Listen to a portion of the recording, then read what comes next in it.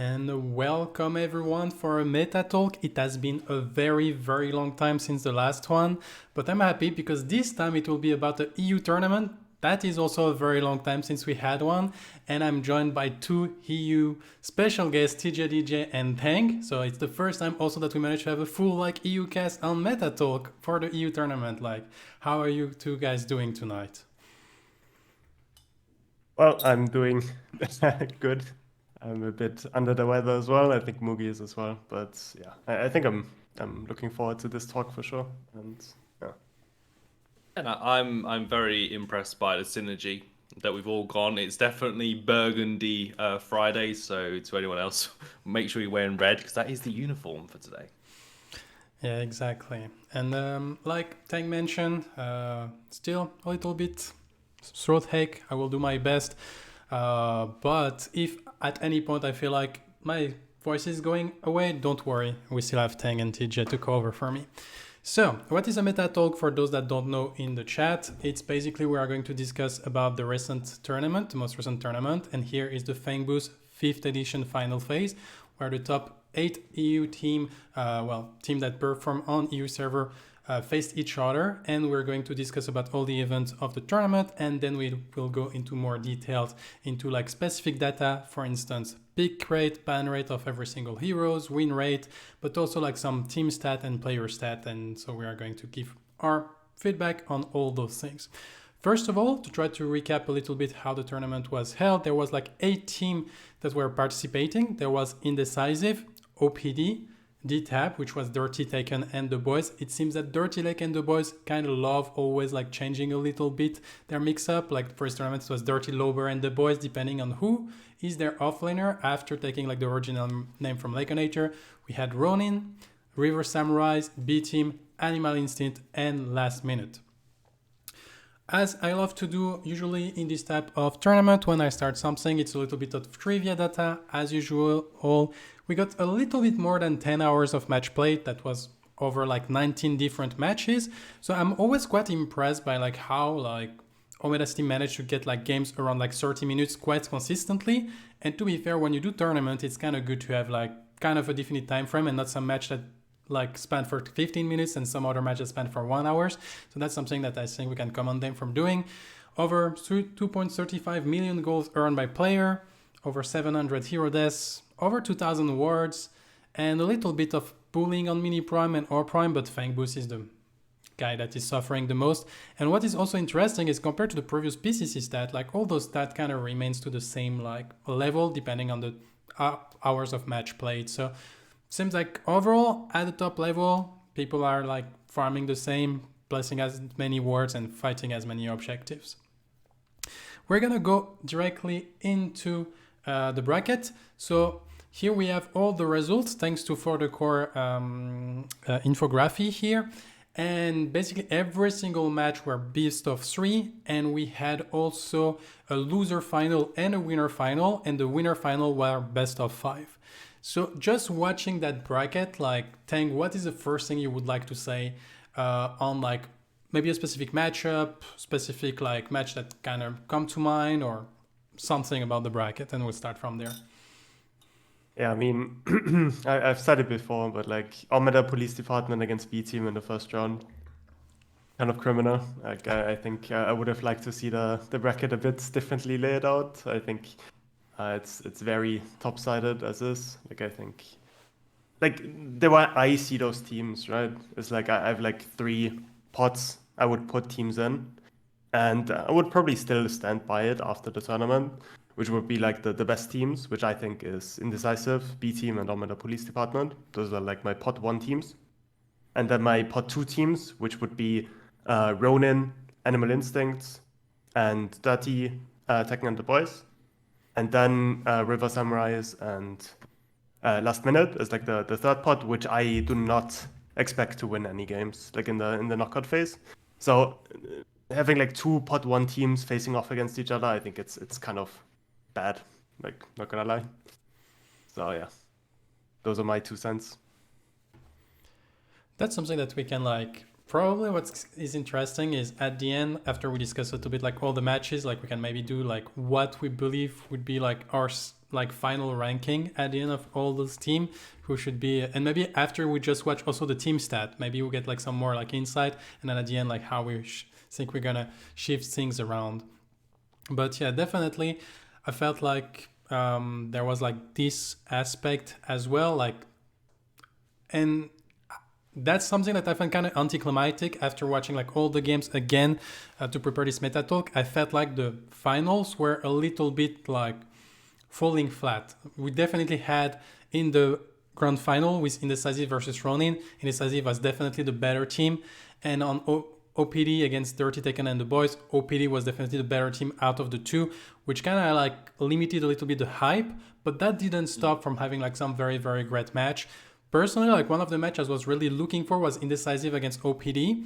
I remember like in my prediction, I said that Indecisive is going to win it, but it was like the one I was like quite super unsure in a sense, because I feel like Indecisive is the team that can beat OPD because they have a playstyle that is very like aggressive heavy, press W key a lot, they just like don't let you brace, while OPD are more like a controlled playstyle. They love to breeze, they love to like make the engagement take longer, so like their fifth member, usually Cynic, is just like being able to split push, create space on the map, and they really play with this space on the map.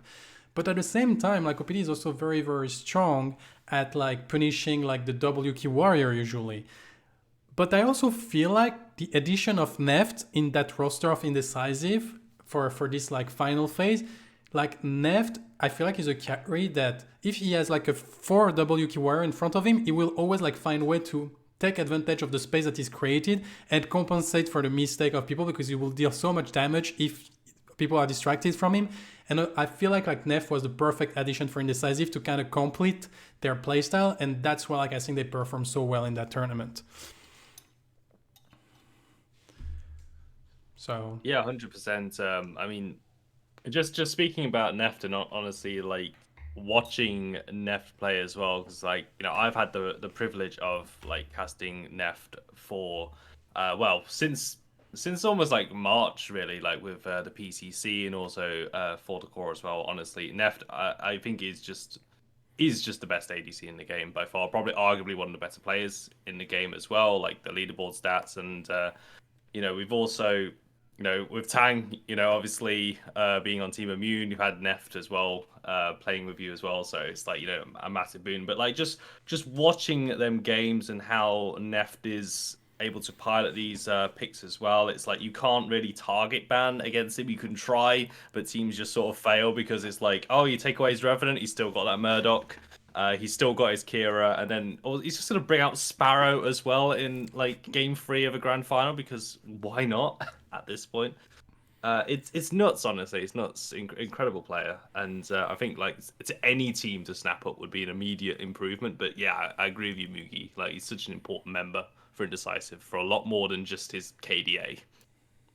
Yeah, he's just impossible to put behind as well. Like he's like one of those wizards that can be ganked 20 times. He can be down CS at some point in the game, and suddenly you press tab and he's 30 CS up, eating the entire map, getting like all the shutdowns on the map. And yeah, I mean, like, you know, the little Frenchie doesn't miss his autos as well. So like in the 1v1 boxing, he usually wins as well. So like it's, I don't know, having Neft is like having that one cheat card that, you know, like, yeah, it's going late, it doesn't matter. Like my Neft is still gonna outbox the enemy carry, doesn't matter what the items are. So yeah, I mean, it is what it is.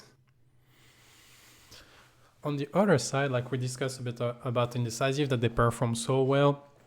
Like a team that I was a little bit surprised about the performance was like Dirty Taken and the boys. It's a team that, well, got formed for the tournament.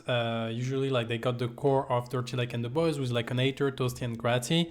But this time they do bring like Soul Reaper in the mid lane instead of Happy Picker, and they also like get Tekken Kid back into the off lane. And I remember like back in the days, like Tekken Kid like got a long time when he shifted to support to play for Rogue, and finally was back to the off lane. So, and he was like kind of like an offlane god like 3 months ago and something like that. Of course, like this team played on ping, but I feel like with Dirty Lake and the boys in tournament, sometimes there is some hit and sometimes there is some miss. Like I kind of remember the group stage. I think of PCC 5 or PCC 4. I think it was PCC 5 where they didn't really play it well, or the seeding tournament. And then like in the final phase, they finally like pulled their weight and they started to look much stronger. And here, I don't know if they didn't had like as much time to practice, if the pink was too much, but I feel like they were a very weak version of themselves. And even like in terms of meta decision, like I feel like they were still like kind of hung up on the Sevrog that we'll discuss later on, this type of thing. And I feel like they didn't like fully adapt to what the new patch was about, and they were a step behind basically. They didn't manage to get like the fourth place, but it's mainly because like for me they were against River Samurai in the first round, and there's not much another reason that they reached that high result in the tournament. Yeah, it's kind of crazy to think about it as well, because like you mentioned like obviously these are players from NA, we're playing with the PCC. Like this roster on paper is actually cracked, honestly. Like I say, like Dice Like the Boys, fantastic team. Adding in Soul Reaper, who's just won like PCC 5, and then mentioned about Tekken Kid as well, who like there's been this internal discussion about his role swap within Rogue, and it's like getting Tekken Kid into that off lane as well. So it's like on paper it's like, damn, this team is incredible, honestly, to witness. And yeah, it was just a bit not deflating really, but I think a little bit anticlimactic, because like you can say what you want about ping as well and how that's going to affect teams playing in a different region, playing onto EU servers. Of course, that has always got to be a factor in it as well. But it's just the matter that like Ronin in the semi-finals just near enough swept them aside. Really, like Ronin really did show up, and DTAB did have one of the air quotes easier matchups, taking out the River Samurais in that first one. But I know it was a bit disappointing to see that, and maybe it was a little bit of an off day, so it was a tough one. I think honestly I didn't expect them to win any games, to be honest, except for River Samurais and Last Minute. I think they were the favorites for those two. I think Ronin was 50-50. I think Animal Instincts had the better matchup into them. Yeah, I mean like, they're all decent players, good players, but like I think like if you expect to come to EU without scrimming and then playing on ping and then expecting that you're playing well, I don't know. That's just not really how it works. Like I think you have to get used to the ping. I think you have to get used also to the meta. I think all the drafts were something, like definitely not human. So yeah, I mean there was that.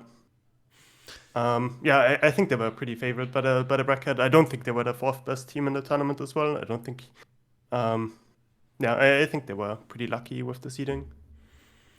But I think like that's a fair point that Manchu is saying in the chat, is like also like that's the only NA team. And I remember when I was like following team Pink Ravens for the previous PCC, it's very hard for EU team to scrim against NA team and NA team to scrim against EU team, because it's not the same time zone to have like all 10 players available, which means that mainly like the team of EU that participated in PCC 5 were mainly like facing other EU team, and that's how they practice.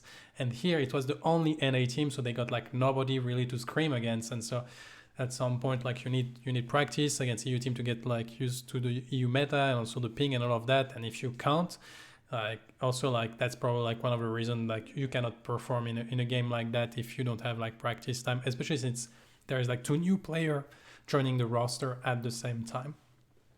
Yeah, I think they had a few scheduling issues. I think they were planning to have a few more scrims, but I know all of them were cancelled last minute by them. And then also like in group phase, they didn't have Tekken, right? They had Avalanche play for them, so that wasn't quite perfect for them either. There was like 3 NA teams, I think, in the group phases, but I don't think they scrimmed there either. So I'm not sure like how credible that excuse is. But I guess they were the better NA team and they knew it, so they didn't really need to scrim for group phases, which I agree with. Like, if you're already getting out, no problem, then I guess you don't have to invest time. But yeah, I mean, for the finals, I think they, like, if they would have invested time, I don't think they would have won it. I think there was just a bit too much of a gap. But I think they could have gone like top 3. but not with what they showed in this tournament. And you talked a little bit about group stage, and there was like a team that, to be fair, my prediction was Ronin to beat them against Animal Instinct in the quarterfinal, but that was also like kind of a sketchy one. Like my prediction actually was, if Kabodani is playing carry for Animal Instinct is going to win. If he's playing anything else, Ronin is going to win. That was my prediction for that quarterfinal. And Animal Instinct like just like swept their group when they played. Like they just like destroyed everyone. And Kabonani did play it, but he was on jungle, and I was a little bit surprised by that. But still, like, this series, when I watched it, like, it was such like a brawl. Every time there was like fight everywhere. Animal Instinct ended up like winning the first match. It was a BO3, and then Ronin was on the verge of losing. And then we got like a steal of the Primal Fangtooth with a gag grenade from Drongo. Yeah, which we hilariously missed on stream. Where I remember, because obviously this was the game that we casted as well, and it's one of the things where like in the moments it's like I think because watching it back, like, you know, Skype Hamster goes in with the time flux bands, and we're like, you know, he gets some damage on towards the Fangtooth, and then like obviously the time flux band flips him back out, and it's like, okay, and then he just gets taken, and we're like, wait, what? Like how did that happen? We were saying it's like, oh, it was a Megacosm proc. We didn't actually have Megacosm in the end. You know, we were really grasping at straws, and obviously, you know, Twitch chat was much more on the ball than we were in that regards, to say that yeah, it was a freaking gag grenade, really. And yeah, honestly, I think Cabo must have been molding over that one, just like could not get the slay off, and then literally the tick damage that came in, which is like, it amuses me, because like the gag grenade in the patch was given, not the patch we were playing on, but it originally was just the silence field, and then they gave it damage over time with the wasteland passive, and it was literally just a tick of that got the kill. Oh my word.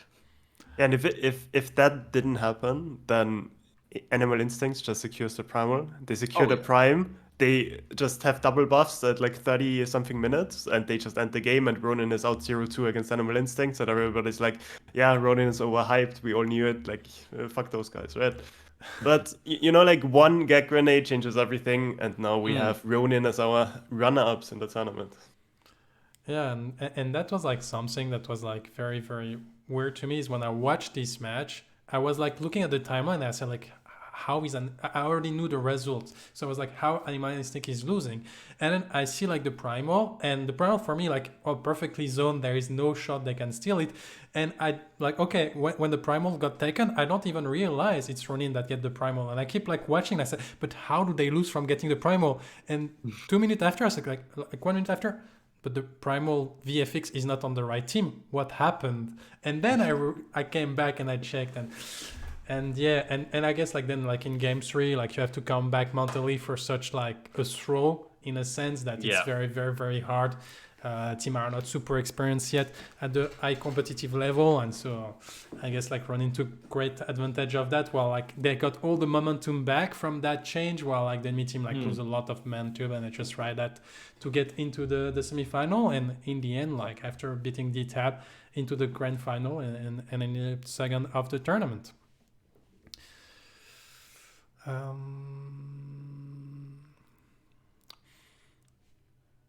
I think we covered like most of the thing. I would say maybe like any last minute. Well, I almost made a pun unintended here, but any last little stuff that you would like to say on the bracket before we move on into the stats? I think the fact that, I mean, just going back to that previous slide, when it was like 10.5 hours of match played, it was like this tournament was, honestly, it was such a marathon. Honestly, like it feels like I personally felt every one of them 10.5 hours, even though it wasn't actually on camera for a lot of it. And it's like you can feel yourself kind of, you know, aging in some of these games, where it's like, you know, you're 35 to 40 minutes into a game. You're like, come on, guys, the objective is right over there. You know, there's actually a brand new, nice and swanky new website as well for Predecessor. They actually have the map, which you can click over all the objectives. Like, hey, maybe you should do some of these right now. But no, we're just going to dance around Fangtooth for like 15 minutes at least. So I'm not surprised by the match played. And also, like, this was a bloody tournament, honestly. Like, the teams fighting so much, like very high kill games as well. Very entertaining to watch. But unfortunately, I think a few macro textbooks got thrown out the window in some of these games. Yeah, I think the style of games being played right now is pretty interesting as well. I think there's been more focus on dives and stuff, which makes the fight so much more bloody because like it feels like nobody's playing front to back. I think everybody's just wants to get on top of the enemy carry because I don't know. That's just the way it works right now. So like you always have like the Kai plus the Muriel and the Sarahs with the cages that we haven't seen much before anywhere, to be honest. Like in PCC we haven't seen it. I'm not sure if it was out for the last Fangbooth, but yeah, I don't know. Like the Sarah's Prior was like through the roof at times. Yeah, Yeah. a lot of fun stuff. I That's really really like good enjoyed the team fight, for instance, of like OPD against B team. It was very, very nice team fight of like two teams that actually try to one shot someone at the beginning of the team fight, but if it doesn't go well, then we team like counter engage very well. Like for any people that are interested on how team fight at the very high level should look like, watch that series. It's very like nice. And also I always have love to have like OPD play a tournament in a tournament because they have such a different like play style at any other team, and they can always expand like what you can do in Predecessor with like their variety and showing like you can. It's not all about like just like fighting for Fangtooth and or Prime. Like sometimes it can be about just like opening the map and getting structures and just like creating space. And so like I always love to see those guys coming because they have a lot of experience on MOBAs and they really like push the boundaries of like what team should be looking for. Yeah, I think they're like the best early game team in the tournament as well. Like it felt like they always had the lead. Yeah, I mean, Import just playing through mid every single game, it felt like, and then just getting those leads consistently, except for the games against Indecisive. I think Wangle only died like one time as the Bellic in the first game. As the Bellic in the second game, he got farmed to no end though, like seven deaths, I think. Yeah, I mean, just knowing how to play, when to play, where to play, and just knowing their identity pretty much is pretty good to see, right? Okay, let's move on to the pick and ban stats. When there is only one character that has been like a 100% appearance, and it's a Decker. As usual, I would say like Decker has always been there since the beginning of the tournament scene, and she's still there. And from her kit, I don't think she's going to go anywhere for a very, very long time as a support because she's just have like so much good stuff and have so much control on the lane.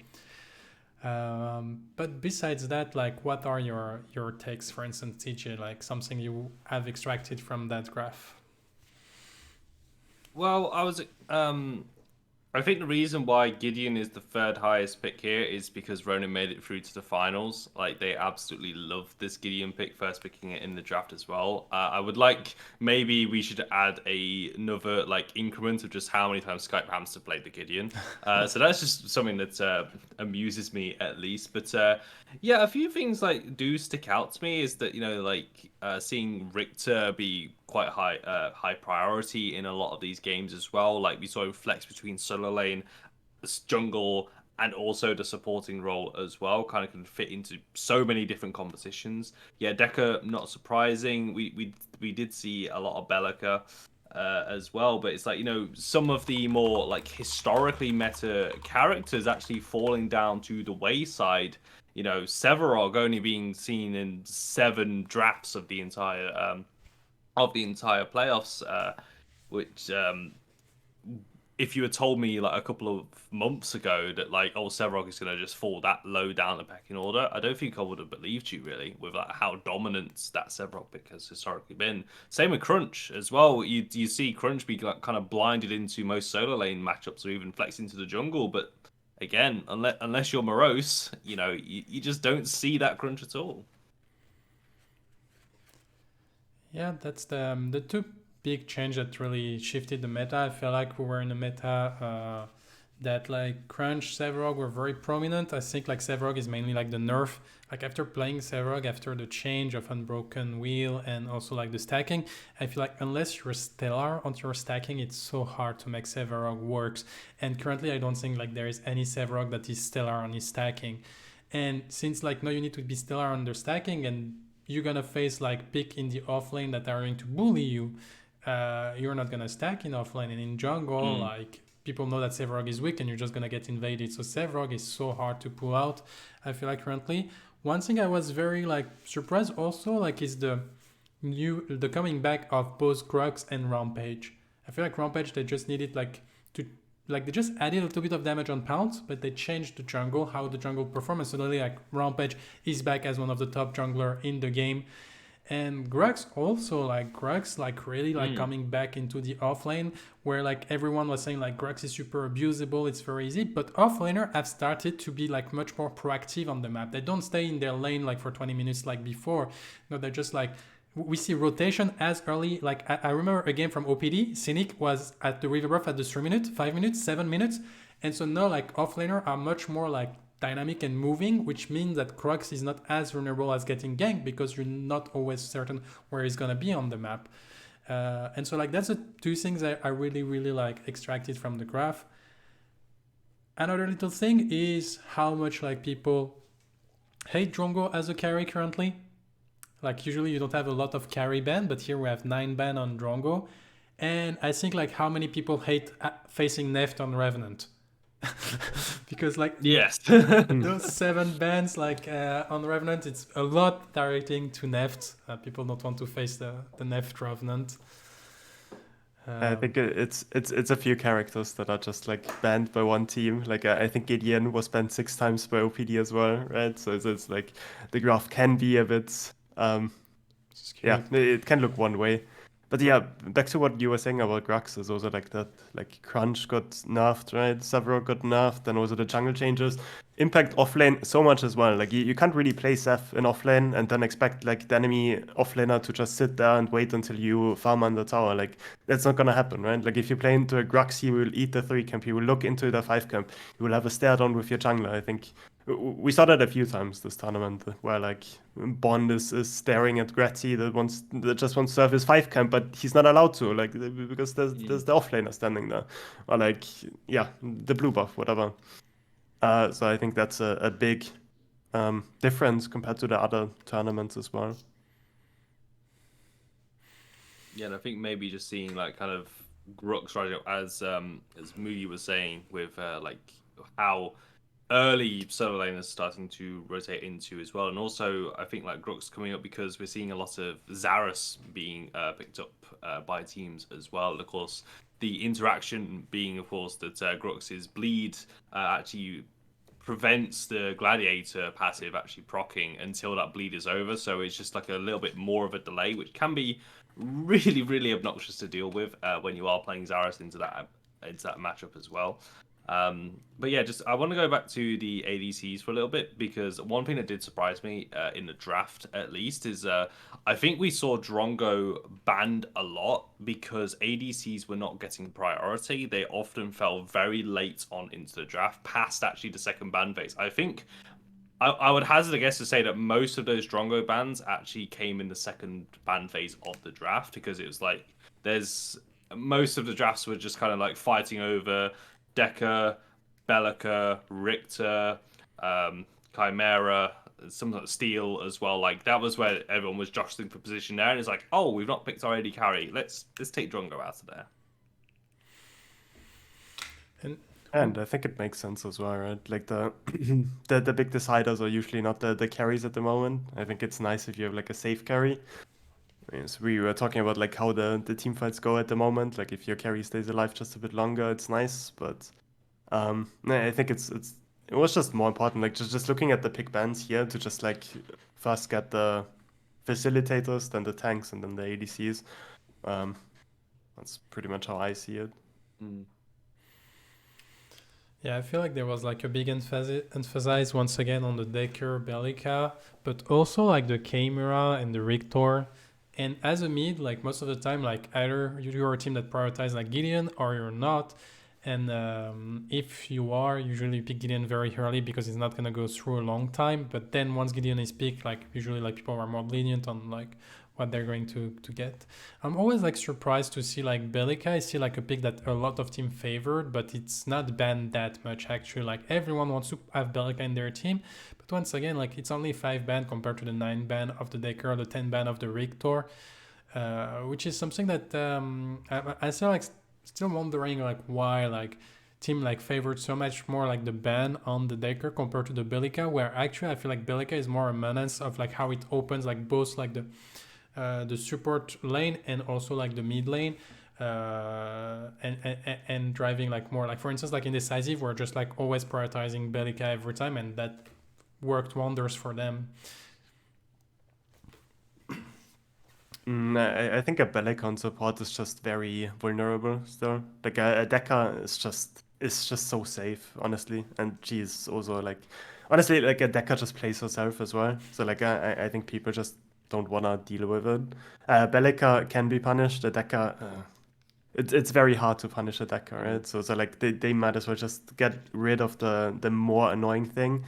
Yes, Bellica, like Wangle played really well on it, and like she can carry super hard, but I don't think it's bad at all to pick Gideon into it, for example, right? Like Bellica has no blink, your jungler comes, then it's pretty much every time a kill, right? Like with the black hole securing it. So I think Bellica has more outplay potential compared to Deca, which is just universally good, to be honest. Yeah, and I think it also kind of makes sense as well. Is that like with how like compositions that we saw in throughout this tournament as well? Is that like the containment fence had so many different uses. I mean, they could kind of like almost you could play deck into basically any composition as well. Like just having that sheer power of a flex pick as well, and also you have to kind of respect the EU flavor of the month as well, which sometimes that deck can go mid as well as a possibility at least. But I think it's a combination of like teams just not wanting to deal with that containment fence, and also like the stasis bomb that can come through from shadow curtains. Like with a Bellica, she's weakened by the fact that she's very close range. Granted, whenever you get hit by a max range seismic assault, it feels like the longest skill shot in the game. But compared with a Decker that could just throw that stasis bomb from like one pit to the other, essentially, and bounce it off walls, it's like, yeah, no, they don't want to deal with that. And I think like one last thing I'm curious about, and I don't really have an explanation because I never really like fully understood the pick. It's like Zarus, I remember in the scrims coming to the tournament and also like in the group stage, like I feel like every single team was first picking Zarus and fighting so hard for it. And here it was still like an important pick, like 8 picks and 2 bans. But it's not like as prominent as it was. So I guess maybe like there was like kind of like a novelty flavor of like Zarus is so strong. People started to understand that Grugs can bully it or this type of thing. And so like it was still good, but under certain situation, and people started to adapt a little bit more, I would assume. But I would still like get your thought on it, for instance, thing. I mean, I think you hit the nail on the point. Like, yeah, people understand that they can just play Crunch and Grux into it. I think both of those matchups are pretty favorable. Against the Saras, I think Saras is good. Saras kind of needs the stacks though from his ultimate. So like he kind of is to an extent Feast of Famine. Like if he doesn't get any stacks, he can't really hold the side lane at all. Like on sides, like if he gets caught, he kind of just gets run down. Like his E is nice and all, but like usually you can't really escape. His team fights are still insane though, obviously, right? Like I think in OPD versus B team, I think one cage actually saved OPD from being eliminated. I think in the second game it was kind of looking rough, but like I think Cynic had a really good cage and they managed to wipe them. So yeah, I mean like Saras is good and all, but I think he might have been a bit overrated during the groups. Yeah, it might have been. I think there's a little bit of that novelty as well. Like when Zarus first like entered the competitive sphere, shall we say, with scrims and stuff. It's like Zarus it became like, if you were actually very proficient on the Zarus, you could when Zarus first started appearing in tournaments, if you could play Zarus well, you could basically blind pick that into anything, because teams either hadn't figured out Zarus or figured out how to play against him, and now we had obviously a little bit more time, and it's just the rise, say, of like, those picks into him is like, with Grux surging back into the fray, fantastic. And also, like, saying about Crunch is like, I think maybe originally it was seen that Crunch didn't go well, and it's like, actually, with a bit more understanding of how Zarus kit works, you could actually make the Crunch work quite well into it. Okay, that's and that's something I kind of like about Predecessor is like I feel like we have regularly like people are convinced about like, okay, we solved it, that's how it works, and then actually like after trying our head a little bit longer at something, we kind of found out that there is actually like where to build differently, where to play differently, where to adapt your playstyle, and suddenly everything changed. So basically, like I think like last little thing is like Serrat got picked only once. I think that was the first time Serrat was available for a tournament. I'm not sure it was in the previous PCC, or yes. I don't remember. Yeah. And it was yeah. I think this was the first tournament with Seraph. And so yeah, here we only see Serrat once. That we can see that in a sense she kind of probably.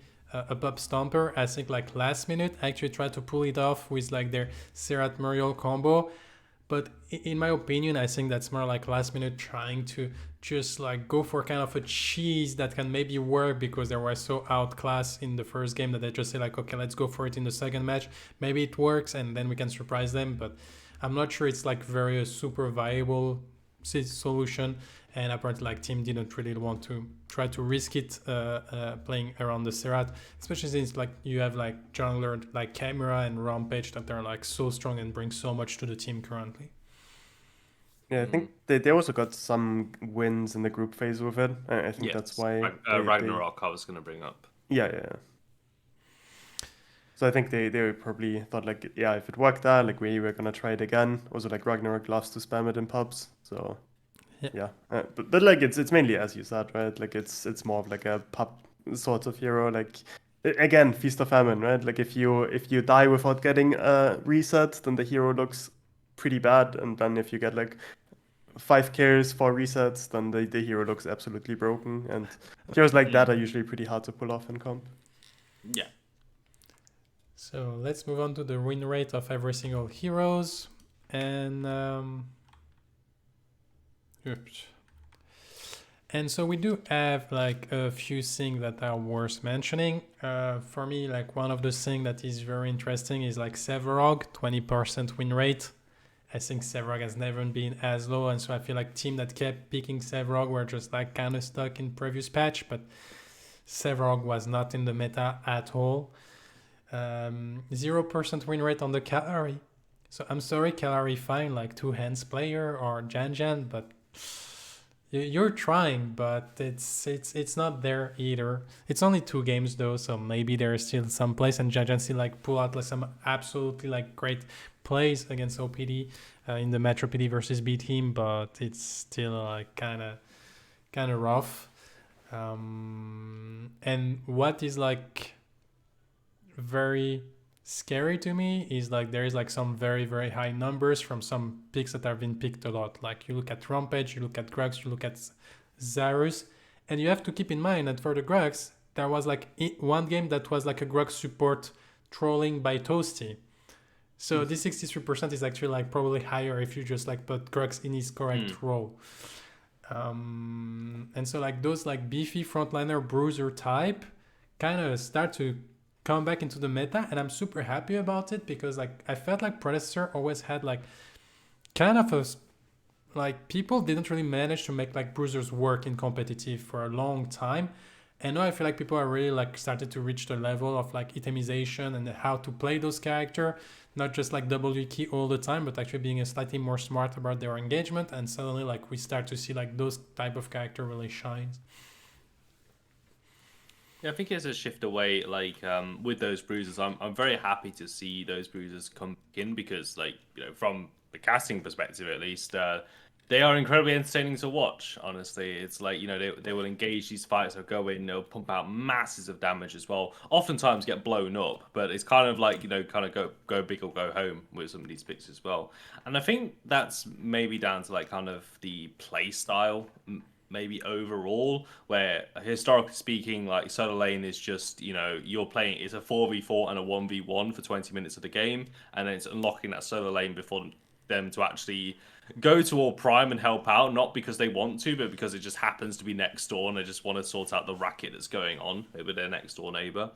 But like with being able to pick up things like the Grux, for instance, and being able to rotate early and actually having a bit more, like, it almost feels like we're seeing a lot more set plays from teams, right? It's not more like I'm going to rotate because I have an opportunity here. It's like I'm going to rotate because we as a team are going. We want control over this part of the map. So therefore, right, we're going to call the solo lane over. We're going to call members over and actually execute a game plan rather than just, oh, mid lane's pushed up, I'm just going to go gank because why not? Yeah, I think one really good example of that was Indecisive versus OPD in the first game, where Morose gets the mini prime. And I think his offlane tower is already down because he is curb stomping Cynic in the offlane. So like at 10 minutes, like the offlane tower is already gone. So he just moves to the dual lane, just sits there with mini prime. I think they get a double kill as well and get the tower, get the entire blue side, get everything on the map with just one mini prime, and the game is just so over after just that play, right? And just impacting the entire map. And like with a hero like Grux, especially if you have blink up, like you can just make so many plays. It's pretty fun to watch. Yeah, you can also 2v1 as well. Like, good job, Andrew. Good job. Good job. And also, like, just don't die to tower. Yeah. Well, no, it wasn't. It wasn't tower. It was the Bellica rotated. Yeah, but it was pretty much tower. Yeah. Tower helped out.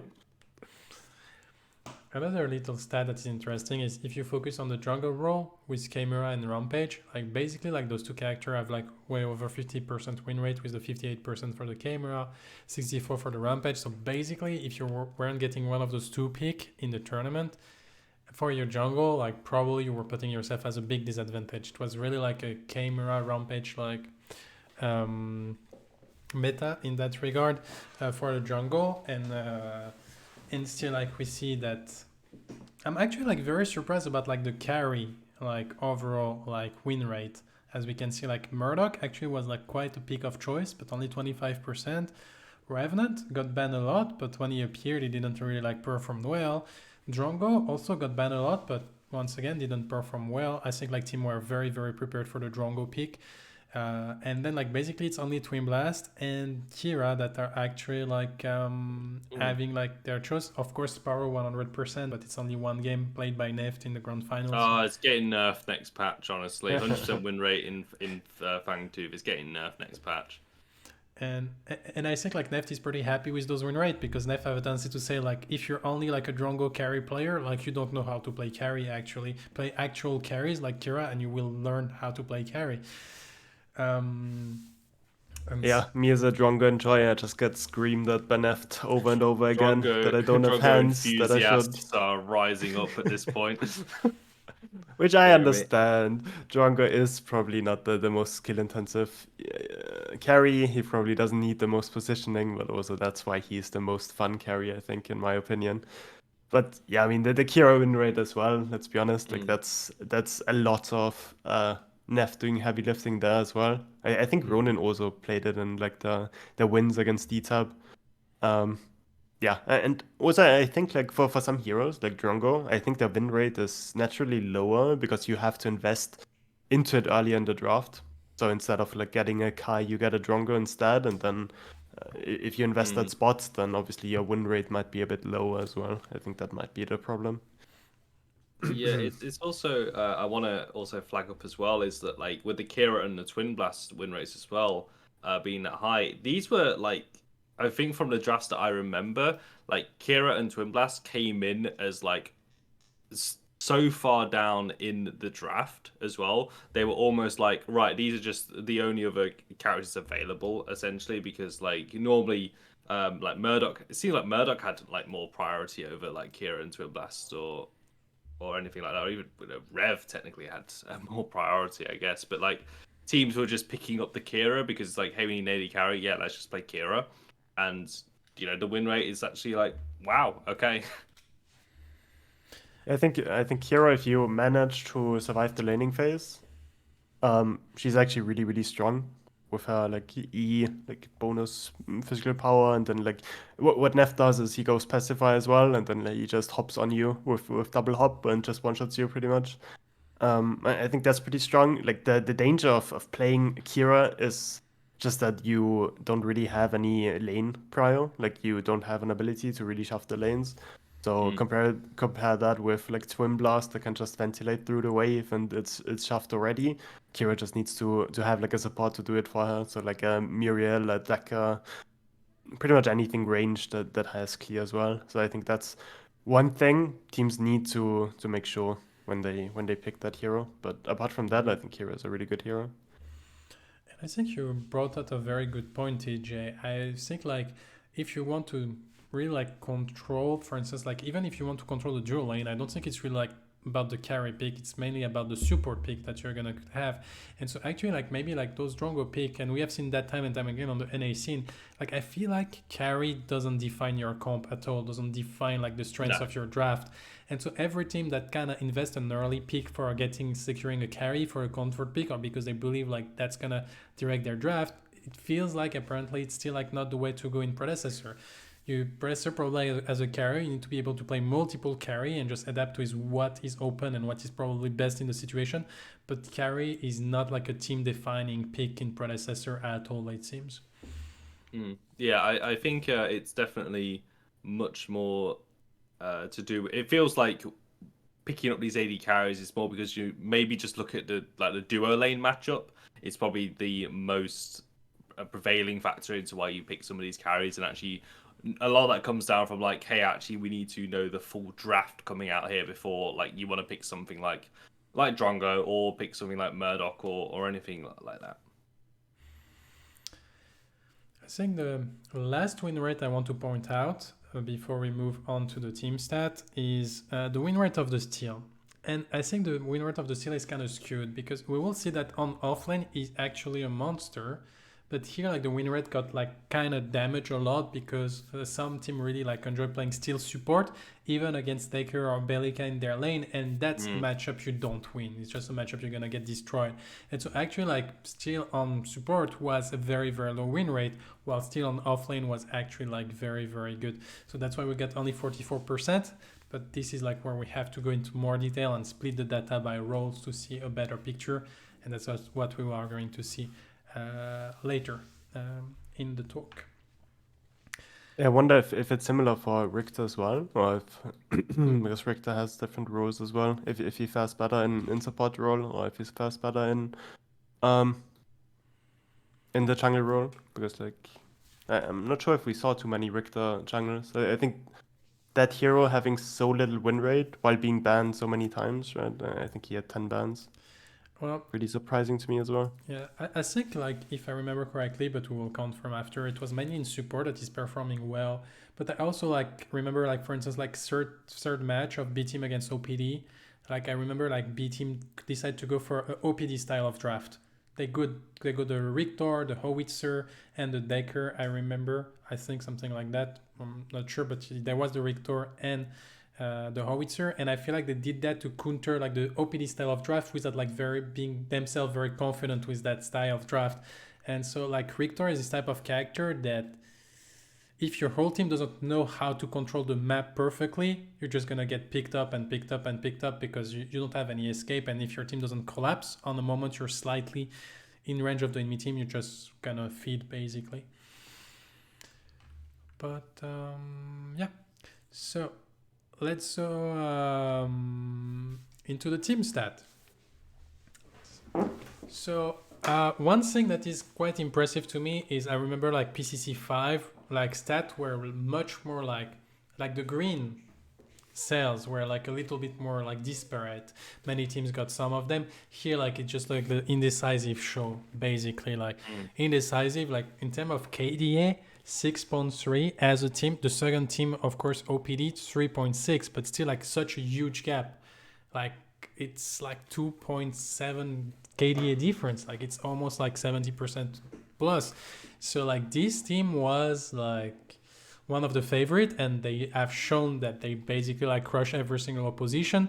Of course, probably like the match, OPD had like stronger opposition, I think, of B team in the first round compared to last minute. Naturally, that inflates your stat. But still, like it's the only team that managed to go over 20,000 gold per 10 minutes. And it's not even over 20,000 gold per 10 minutes. It's 21.4 thousand gold per 10 minutes. Once again, like against the second team, which is once again OPD, it's like 2.2 thousand gold per 10 minutes more than any single other team in the tournament. Like this team in terms of farming is just like insane. The only stat that didn't manage to get is like first blood, but in a sense first blood is very volatile and doesn't really matter.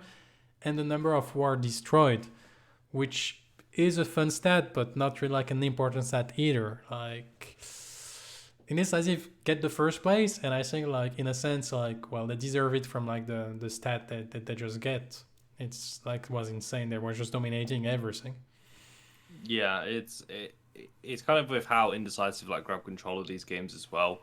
I think there was a moment in their quarterfinals matchup, which was against Last Minute, and just looking at the tables as well. I don't think that really does Last Minute any favors here, at least. But like with Indecisive, I think Last Minute made a play where essentially I think they overcommitted to the left-hand side. So Indecisive just went, okay, cool, we're going to grab right side tier 1 tower, we're going to get mid lane tier 1 tower, we're going to go all the way up to take the tier 2 tower as well, we're going to go grab the objective on the right-hand side, and it's just based off purely a mid lane rotation to the left-hand side, just completely ballooned out of control for Indecisive. And that's just what they did a lot of this tournament, is that especially against the more aggressive teams that were trying to force plays, which I think is why they actually dispatched Ronin so cleanly, as well as that Ronin were kind of playing into their hands a lot of the time, is that they were very good at counter-attacking these engages and then just ballooning their lead, and all of a sudden it's like,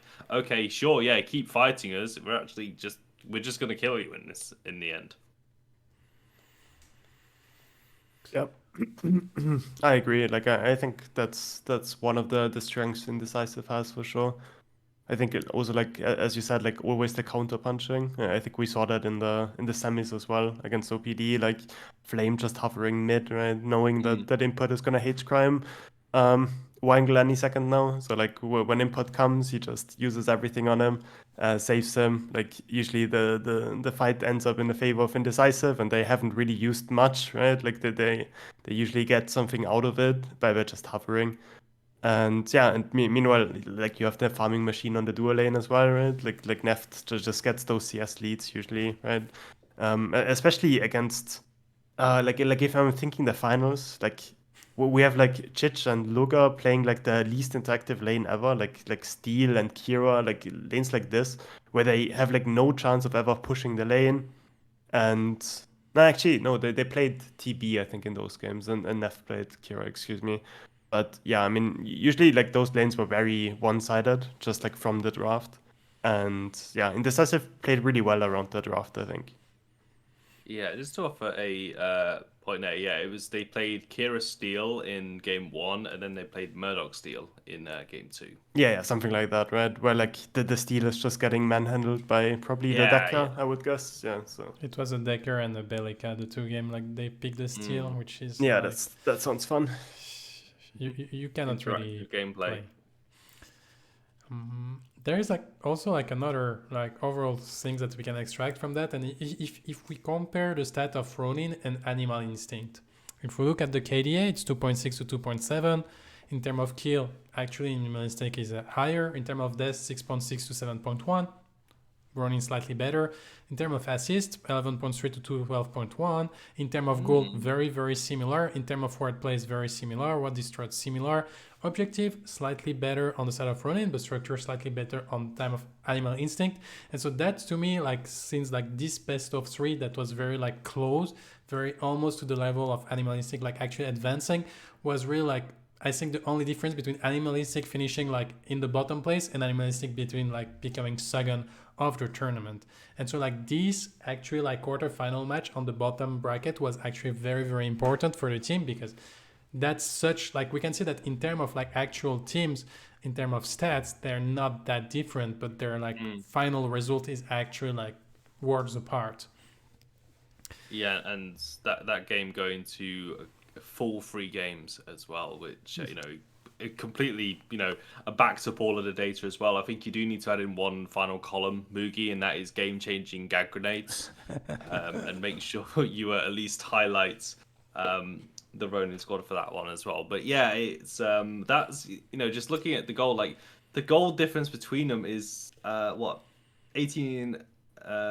80,900, 80,800 as well. That's incredible, really. It is. I think like we were discussing earlier about like what would be our like top 8 ordering of the teams. And so I think like we can do it. I guess I will start myself because I have to jump into the thing. So of course, like Indecisive first place, I don't think there is any debate here. They win everything. They beat the top team. The only team they didn't face is B team. And I think that would have been like a very interesting match to see, but it didn't happen. I still put OPD second. They beat B team. In terms of stat, we can see still like second KDA of the thing. I do believe like only Indecisive was able to beat them. But for me, I would put B team third actually. Not any of the team that finished like neither Ronin or D-Tab. And then I will put Ronin at 4th place actually, simply because they beat Animal Instinct. And so I put Animal Instinct at 5th place. And then I put D-Tab at the 6th place. And I would finish like probably with River Samurai, and then Last Minute simply based on the stat. But to be fair, River Samurai faced D-Tab and Last Minute faced Indecisive, so it's a little bit unfair comparison, but sometimes it's how the bracket works. So that would be my 8th place ranking. I don't know if you have like the similar one, or if there's like a few things that you would like to change. Well, I would do the exact same thing. I have to admit though, a lot of it is like outside knowledge, right? Like B team just played one best of 3 and lost to OPT, right? So like it's hard for us to like really say that they deserve to be third, right? Or like that they would be third in like a perfect format, whatever. But I think them taking one game is more than Ronin would probably be able to do. So I think it's kind of fair that we say that, yeah, okay, OPD. Yeah. Might be just or B team might just be third in like our special thought experiment. Yeah, and I think it speaks volumes as well, the fact that I say B team just played one best of 3, took one game of OBD, and it's like, oh, they're just like the third best team as well. That just speaks volumes really of how highly rated they are, especially in the scene as well. But honestly, I don't really have any contestations to make, Mugi, about that ranking, to be honest. I think that's pretty spot on as well. Okay. So let's move on to the player stat and also the role stat. So for each role, we're going to have the player of the top 4 team. Top 4 team according to the tournament, not according to the ranking we just made. So that will be Indecisive, Ronin, OPD, and D-Tab. And also like the pick, like the hero pick and Winrate specifically to the role. And we're going to start with Carry, where we have like Nefty, Luga, Julie Latina, and Laconator. And yeah, who is the man that break the 100 CS per 10 minutes? Every of those stats is per 10 minutes of gameplay. Of course, it's Neft. And he's so far ahead of like the second best, which is Laconator at 84. Like 18 more CS per 10 minutes is actually outrageous. Like, it's not like just ban him, get rid of him. Yeah. That's it in the patch notes. It's actually just going to be a ban against Neft, in these tournaments. That's the only solution we've come up with. And the thing that is insane is like the guy is farming like crazy, but what he's very good at is not farming just to farm, because sometimes we all know that carry. Like I used to be that carry actually when I did not know like how to play carry. That stay in his lane the whole game, have like 9 CS per minute, pretty happy with himself, but never impact anything on the game. Here, like okay, 10 CS per minute, but at the same time like look at the hero damage. Over 9,000, when the second one is like at 6.2 and it's Julie Latina. Like it's 50% more hero damage than any other like top carries in that tournament. Like kill per 10 minutes, 3.5. The second one is at 1.6. Like every single stat except the assist number, like Nef is just exploding all the charts. So yeah, TJ, you were saying that probably like Neft is the best carry and probably like one of the top player in that game, if not one of the best player in that game. Well, when you see that, like I know stat doesn't show the whole picture and there's the whole team that kind of help, but at the same time, like that's 50% more player damage than any other top carry in the tournament. That's just insane at that level. Yeah, and I think a lot of it comes down to, as we highlighted earlier, how indecisive kind of use Neft inside their compositions as well. It's like, you know, they allowing Neft to farm up, get all this gold, get the kills. He doesn't really get kills funneled towards them, really. Like, you know, Flame more plays around that mid lane as well, making sure that they're able to get Wangle ahead and then rotating over. And it kind of becomes a point in the game where as soon as they realize that like Neft has hit a break point, like the entire composition will just shift their playstyle to just accelerate Neft further. So I think that's why, like, you know, his assists don't really like match up to the others, because he's that far ahead that it's very difficult to get assists when you're literally quarter healthing whoever you decide to point your mouse at this point. And also like playing around Nef as well and actually allowing Nef to, you know, operate inside the games. I think like I want to say most of this hero damage probably comes from his AoE on like the Kira and his positioning around that as well, and also when he actually did get that one game of Revenant and was near enough two-shotting people as well. So moving on to the hero pick, I think we already discussed quite a lot. Actually, Twin Blast being like the most attractive pick, with Drongo being the most banned, so that's why like, Drongo is not the most attractive pick because he was banned most of the time. I guess like we see Julie Latina and Laconator going a lot for it. I would assume on the side of Laconator, it's because it's a carry that can be played on ping pretty efficiently because you're mainly like dealing damage through the abilities and not so much through the auto attack. So I guess they were trying to limit this aspect of like having the ping being so much of a factor. For instance, if you're playing Kira, you need to hit every single shot, and that's like single target damage shot. So it's actually like pretty rough. But here, like what I was very surprised is like this Murdoch win rate. Like a lot of teams defaulted to the Murdoch, but apparently it wasn't good compared to other characters. So despite like being a super safe character, apparently like Murdoch doesn't provide enough in the teams to be able to win those late game team fight. Yeah, I'm a bit surprised by that. Like I still think that Murdoch is pretty decent in what he does. I would still put him in like one of the better carries. Yeah, just like I guess he's maybe a bit harder to play or like maybe harder to execute. Feels like a lot of teams like wanted to have like the double global, I remember, with like the Muriel as well.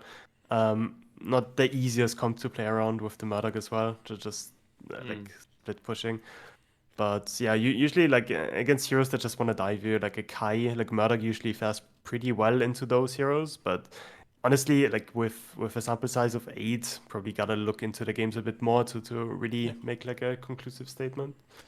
And I do feel like also when it comes to Murdoch, like it's a character that so many people say like it's super easy to play, but I feel like it's a character that nobody has mastered yet. Like the placement of Static Trap, I feel like so many carries doesn't even really care. They play Static Trap, but they never really like thought about where Static Trap should be placed, how can we utilize, because actually when you max Static Trap, and now with like the chance of Steam Pack, I think like maxing Static Trap second is actually completely viable. Like having 5 trap on the map at all points, if you like actually like spam them correctly, can completely shift team fight and completely create like some good control of the map.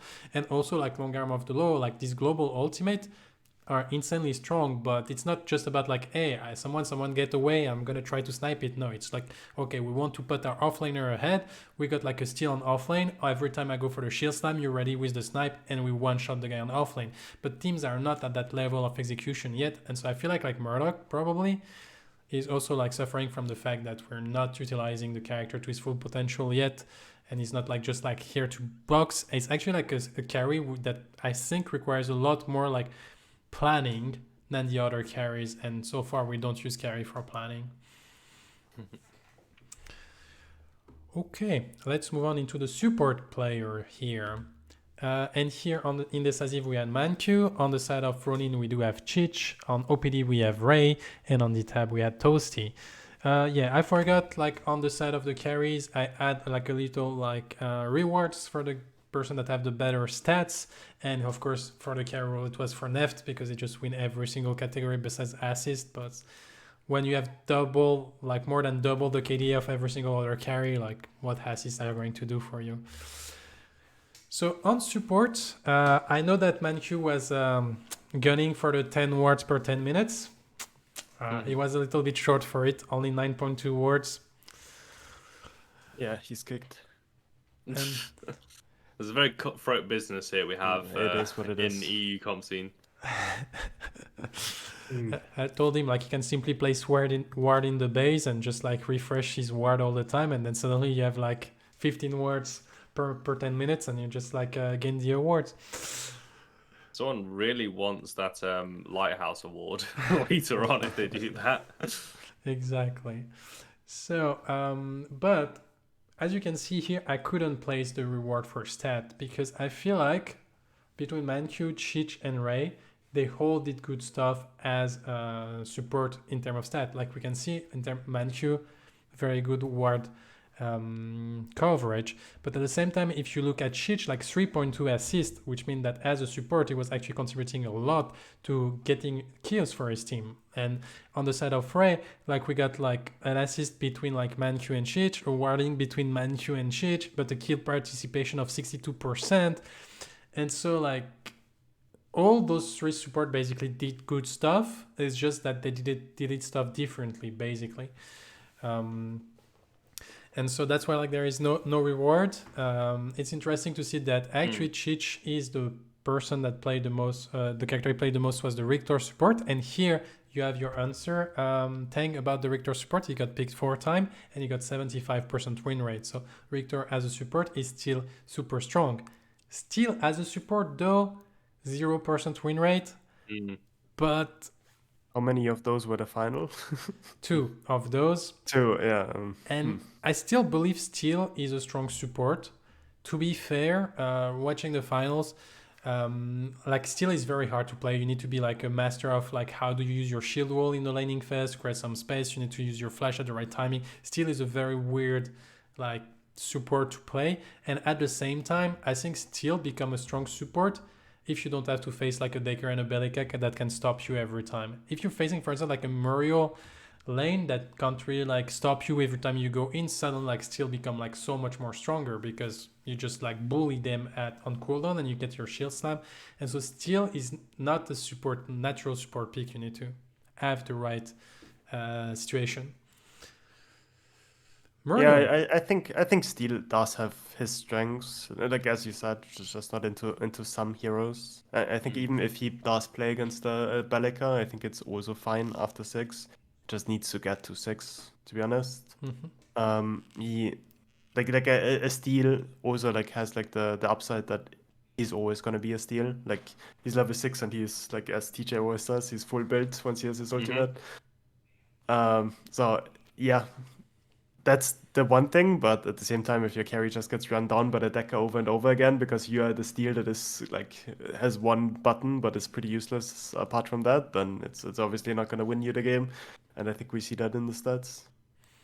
Yeah, it probably would be why that Steel is more in the off lane, because just the support matchups you're going against, just they do not suit Steel at all. Like we've said how obnoxious Decker can be as a support. It's like Decker just completely shuts down the Steel with just her kits. Like it's kind of nuts, really, with that one as well. So I'm not surprised to see Steel kind of fall to the wayside. And honestly, you have my respect if you repeatedly pick into that Decker, knowing full well what you're going into, and then still do it. There's probably is a word for it. But I'm not quite sure what that is anyway. But one thing I do want to highlight as well is actually. As you said, Mugi, is like it felt like all of the supports were playing like highlighting different excuse me, highlighting different aspects of the supporting role, whether you are being more of an initiator or an engage, whether you're being, more of the tank and a second form of frontline, or you're just, a warding machine as well, making sure you're able to help their team out with knowledge as well. So I do like the fact that kind of we get all aspects of the supporting role, and it makes sense as well to me. Like, with Chich on Ronin, for instance, when not playing Steel in the finals, was playing that Richter, and that's where the assists come from, is because they were in their team just a huge almost like a primary source of engage for them. They're the ones in the fight hitting them skewers, hitting the shield slams as well as and when they actually did pop up. Also seeing like with Ray and Toasty playing a Muriel, like wanting to focus more on appeal, so pretty decent assist ones, but also quite high deaths because the Muriel pops straight into the middle of the fight with the reverse of the fortune half the time, so they do get kind of blown up. So it does just kind of make weird sense in a way. And I was like very surprised about like how many team emphasized the Muriel, because like for instance for B team as well, B team were like a big Muriel like fan, and Muriel really like 11 picks out of 18, 19 matches. It's actually quite a lot. So a lot of team like favored the Muriel. I have to admit I was super surprised about like Toasty picking Muriel every single game and going Marshall when they decided to not interact in the lane. Because like Muriel can be like a shielding machine if you go for the shielding build, or like can be like a very aggressive pick if you go for aggressive pick. So I still feel like we have some stuff like to fix on how we use our characters, and I guess like that's one of the reasons like the win rate gets a little bit low. But yeah, Richter, despite like all the nerf he received, like I feel like people started to really like understand Richter's support, and it's still like a very big menace since Crazy Fool bring that back in PCC 5, and team are still like finding success with it. We don't talk about the Grux support, of course. This game never happened. No, didn't happen. Did not happen. Grux, Mugi, Mugi, is this the offlane tab? Like, where's Grux here? Yeah, exactly. It's bugged, right? Yeah, it's a bug. Actually, I sometimes I have to fix data because like there was like one game that people like invert who was support and who was mid lane, and so I was like, okay, someone play gadget support? No, actually like people just wanted to troll me, and so I had to correct the data manually after that. Ouch. Thank you, the people that don't select the right role into the screen selection. It makes me lose a lot of time. So, but like basically, we all agree that Narvish is just the best support then, right? And then we can move on. 100%. The win rate doesn't lie. Yeah. The win rate does not lie at all. But to be fair, like I think Narvash is an insane support. Like he is, yeah. Especially like I feel like Narvash is not like a support you can pick very early. But at the same time, if the enemy team forget that Narvash is available and you can pick Narvash and you don't have the tools to deal with the Narvash, you're just going to lose the game at 25 minutes because then the Narvash just scale and you can't kill anyone. You can't win a single team fight. You can't disengage a single team fight. You can't like stop any sieging. Like you can't do anything because the enemy team is always like full health and moving at top speed during the whole match. So yeah, Narvash is actually insane when the enemy team forgets about it and they don't have the tools to deal with it. Next event, Narbash is going to be sleeper. It's going to be the sleeper hit of the century in the next event. Calling it. Yeah, I think next event, if like Rave is seeing action as well, I think there's going to be a lot more interesting dual lane things happening, right? Like also with FaZe as well, I think. Like just root and get a double snipe off. It does sound pretty cancer. Like I've not seen it in pubs too much yet, but yeah, I mean, it's like I think it's gonna shake up. Them like quick setup things as well. I guess like you can kind of like set with a Bellica with knock up as well. Like anything that you can just lock someone down and just chuck that single target. Mankey is saying FaZe and Wraith is going to be. Ooh, I don't want to think about it, to be honest. What is good for us EU plebs is that the NA tournament will be before the next EU tournament, so we can actually scout a little bit how people are actually like suffering from that combination. I think after seeing NA cooking in this EU tournament, I think it's better if we stick to our own cuisine, to be honest. But yeah, I mean, we can see.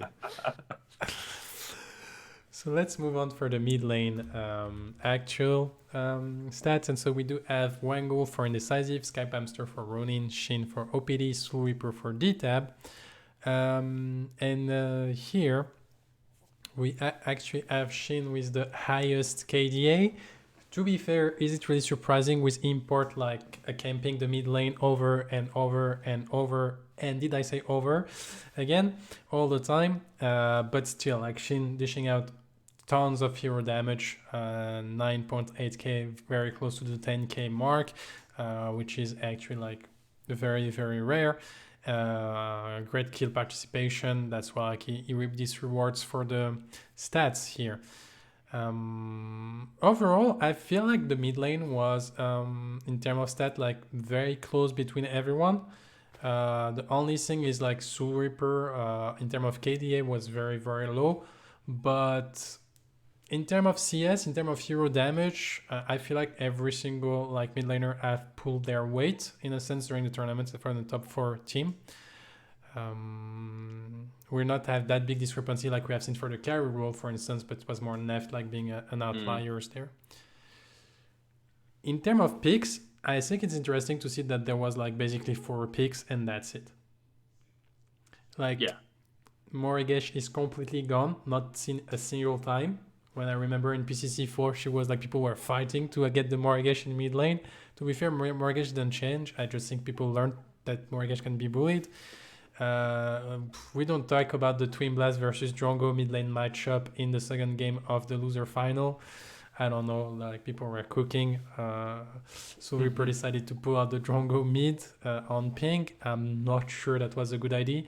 Like not even the ping ID, is just like a carry against OPD in mid lane. Like, I don't understand the thought. Like, import is gonna be there every single time. You have a carry, you can't escape by yourself. It's not gonna go well. But Howitzer coming back into the meta and actually like getting pretty good win rate, and I'm quite happy about it. I think that was. Yeah, go ahead. Sorry, Tang. No, go ahead. No, because I was going to say that I'm very happy to see how it's come back into the meta as well. Obviously with other picks, right? It kind of feels like it's a bit of a rotation, kind of what is not flavor of the month really, but kind of like flavor of the week is what it really feels like. But I think both Wangle and Shin really put on a display for everyone to show that how it certainly still has a place in the meta, because there just becomes a point where like mid to late game, how it's a full build with just the sheer amount of scaling that they have in their kits. That R2000 chunks so much, honestly. If you are just any squishy member and you get hit by the R2000 at full build, you feel that. You're basically out of the fight if ever that happens. Yeah, and I think if you compare to like Gideon, which is like Gideon just safe mid, right? Like he has decent wave clear, he does everything well, right? But like if you compare the damage output late game to like a Howitzers, then it's just like incomparable. And I think we see that kind of in the damage numbers as well between the heroes, between the players. Like I think Skype Hamster pretty much only played Gideon in this tournament, and like his damage is the lowest, which I think is part of it as well, right? Like just being stuck on Gideon. Like Gideon is a nice hero and everything, but we see he has like less than 40% win rate, I think. Or actually 50%. No, yeah, it's 50%. it's around the 40. I think it was 42%, something like that. Oh, okay. But yeah. Last question for you, Tang. Like Gadget, best win rate in mid lane. What do you think about that? I think Gadget is pretty bad at the moment. In pubs, in comp, I think she's pretty good. Like I think like Gadget does everything Gideon does, kind of, just better to an extent. Like she doesn't have the same amount of mobility, but if you if you get engaged on, then I think Gadget is kind of just better at doing it. Also, like just having more damage in the late game, like Gideon falls off super hard. Gadget, I don't think she's like the late game carry everyone makes her out to be, but at the same time, I think she is pretty fucking scary in the late game. Her bombs like half HP people at some point. Like her zone denial is really good. Yeah, and I think in terms of bans, we kind of saw it like second rotation. A lot of teams banned Gadget. I think like if mid laner wasn't picked out, and it kind of makes sense. On top of that, we're in the meta with Decker and Zarus in many teams, so double cage like always makes like the Yeah. gadget very easy to play. Right. But I think like we can extract like one last thing is like basically if you're playing mid lane in competitive currently, you need to have some ways of protecting yourself. Like here we can see Gideon, of course, the Thorn Space, Bellica, the Seismic Assault and the Drone. Gadget, you have the Security Gate plus the Seek and Destroy it, plus the Tesla Dome, all those things kind of slow. Howitzer, you have your own landmine and make it rain. But if you don't have those, you're probably like not really viable in the mid lane in competitive because Rampage, Chimera just gonna come to your lane and kill you if you don't have ways to survive by yourself.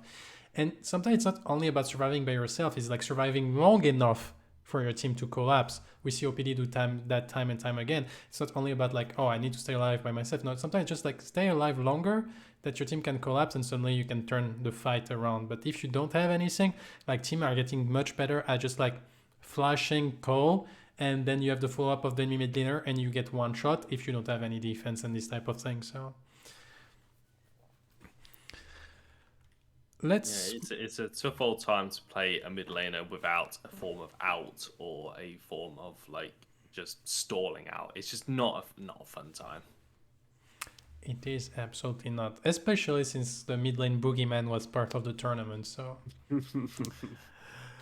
let's move on to the jungle. Speaking of the mid lane boogeyman, it's of course import from OPD. We had Flame Poken on Indecisive, we had Jax on Ronin, and Grati on D-Tab. So here I decided to add like an additional stat with the CS because I thought it was an interesting stat for the jungler that we can see how much import is sacrificing his farm to just like help pressure the lane. Like import is so far behind in terms of CS per 10 minutes compared to all the other junglers.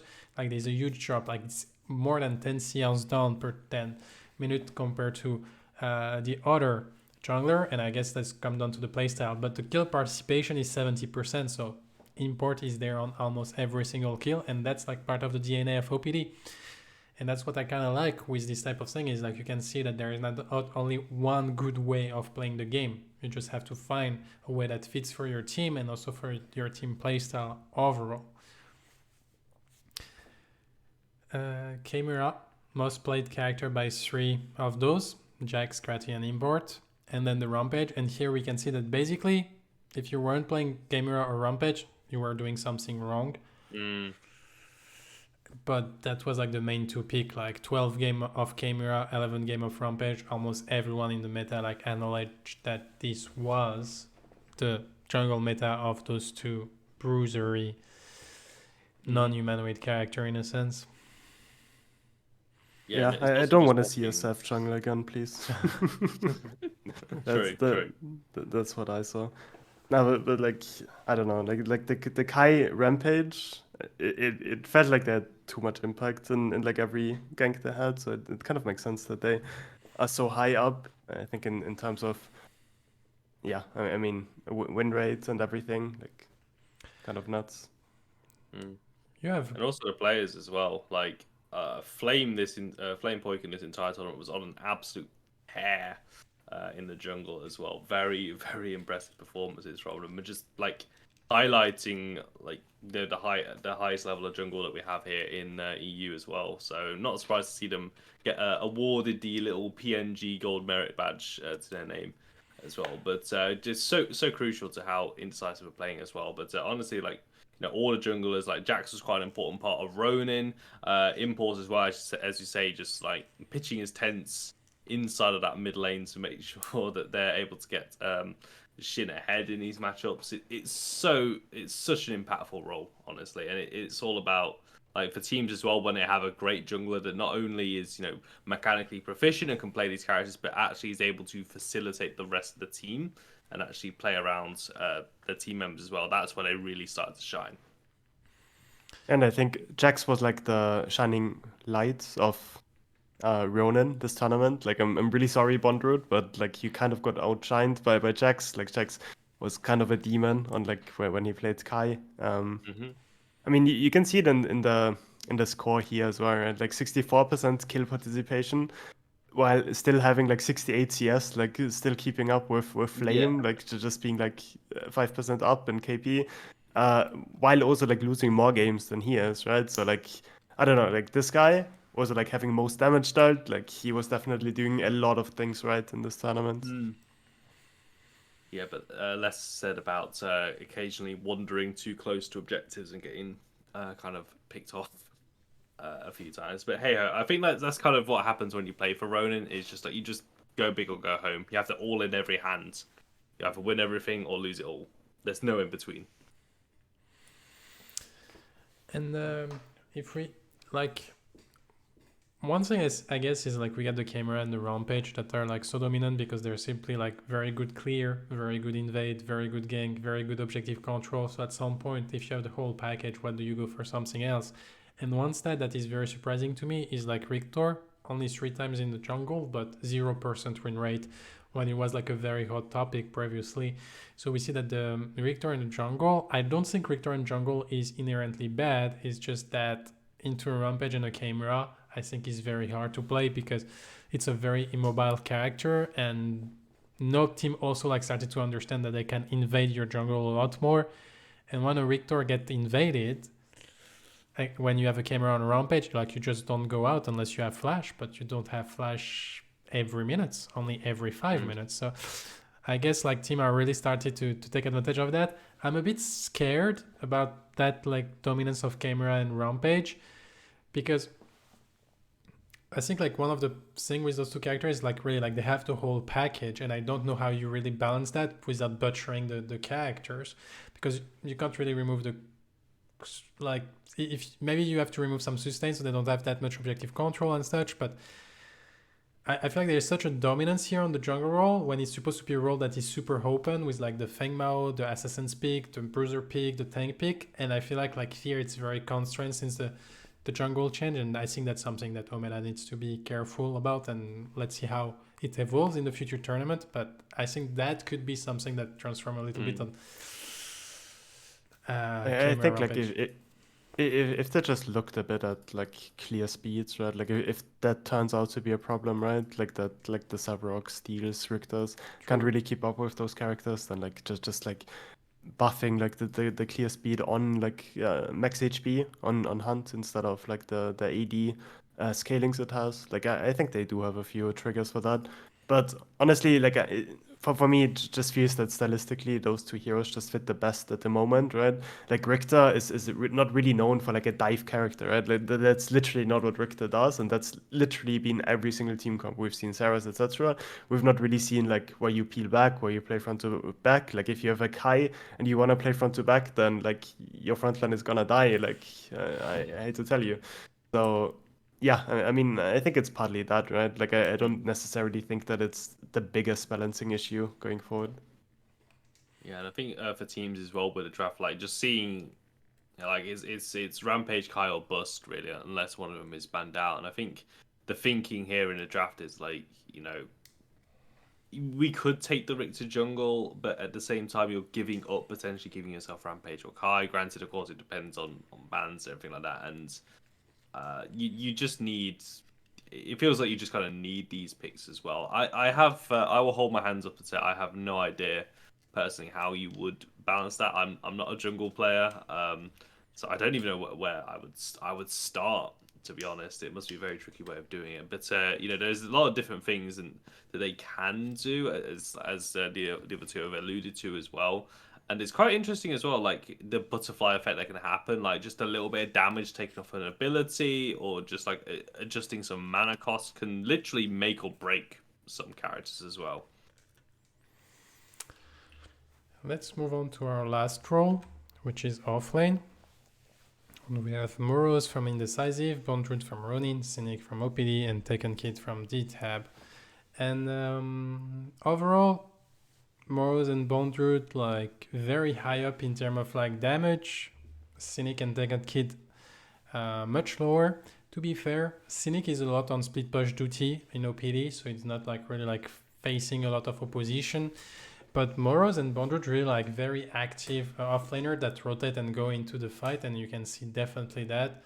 Also, like in terms of CS, like Moros being like quite a lot ahead. Like only Cynic speed push 2TO of the game is actually like still 7 CS per 10 minutes behind, which is quite impressive. And so like that's basically why Moros get like the stat, because like once again like top kills per 10 minutes, top KDA, top CS, top hero damage, least amount of deaths. I guess like playing for Indecisive in that tournament gives you like a lot of good stat because you just like dominate every single team naturally. But also like Cynic, we have a non-applicable kill participation because on the last match, actually it was Shin that played offlane while Clearcast was subbing in for the mid lane, and so Cynic didn't play the last game of the tournament, and that would have skewed his kill participation information.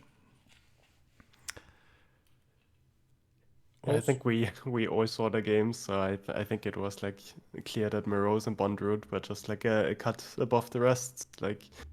Yeah. Like those games, like Morose against Cynic, I'm pretty sure Cynic dreams of those, so we shouldn't go too deep into those. But yeah, I mean, Morose just played like a beast this tournament, honestly. Like this guy has been playing for a long time, and like I think this is like his best tournament by far so far. And yeah, I mean, had a lot of really good performances. Yeah, I think what defined this tournament really is like the offlane got a lot of the spectacle because just on paper, like these four players, incredible offlaners in each of their own regards, on their native regions as well. I'd say like we've been Tekken Kid has been hyped up so much as well with the PCC and the work we do on there as well. But yeah, on every matchup, it was like seeing Morose versus Bondrewd as well. That was like the matchup of the finals because both of them were, as Tang put, both of them just completely dominating their lanes as well. And also, like they were not playing. I'd say they weren't playing like late game characters because Bondrewd did actually bring out the Sevarog occasionally. But it was more like they were still being very they were very entertaining to watch. They weren't afraid to trade. They weren't afraid to rotate over, and it honestly was just like two really good players just going at it inside that solo lane. So it was a fantastic spectacle to watch, and I think this whole tournament, as we've been saying, is like solo lane is no longer a 20-minute AFK farm fest. It's I want you at my river buffs for 3 minutes, 5 minutes, 7 minutes, and 9 minutes on the dot, please and thank you very much. And I think like one thing also, like if we look at the stat of like the pick and the win rate, like it's surprising to me how polarized it is. Like you should play Zarus, Grux, or Steel or Bust. Basically, it was like this meta. And like the rest, we see a little bit of Crunch winning, a little bit of Sevarog, and then all the rest, like absolutely no win. So it was really like, yeah, those three were the top like matchup, and by far like they both like on offlane like all have at least like 70% win rate, which is insane.